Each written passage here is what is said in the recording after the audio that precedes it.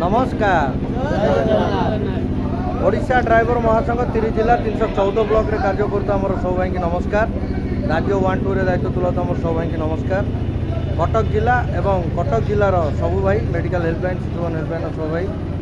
एवं आमर ढेंकानाल जिलार सब भाई की मोर नमस्कार। मोर परिचय कटक सहर महानदी ड्राइवर महासंघ सभापति दायित्व अच्छी शेख मजार अली एवं मेडिकल हेल्पलाइन मुन्ना भाई। मो सागर उपस्थित अच्छा मोर बड़ भाई प्रिय विदुर भाई मालगोदाम आमर दामदर भाई बालजर जीपी अजय भाई मालगोदाम ड्राइवर महासंघ आउ जगतसिंहपुर जिला नाउगाँ ब्लॉक रु सॉरी बालिकुदा ब्लॉक रु तितरा जीपी जड़े भाई उपस्थित अच्छा सी आज संघर ड्रेस देखी आसी पहुँचते आउ ये दुई भाई अच्छा आमर ढेंकानाल भाई देखो राज्य 2 रे पिन टी पड़ता आमर संजय मल्लिक भाई सालेपुर ब्लॉक रु से आनी कटक जिलार पकईते और कटक जिलूर किशोर भाई आनी मेडिकल हेल्पलाइन पकईते आम सहित जोगाजोग करते और उमाकांत भाई भी आम सहित जोगाजोग करते आम आसी भाई पाखे पहुँचलु किंतु कौन हाँ तांको भाई एवं आईसीयू रे अच्छा आपण मैंने तो जानते आईसीयू गोटे टाइम थाए से समय भितर तांकू देखा करी हबो तो एबे से समय नुह आम चेष्टा करतु देखा करिया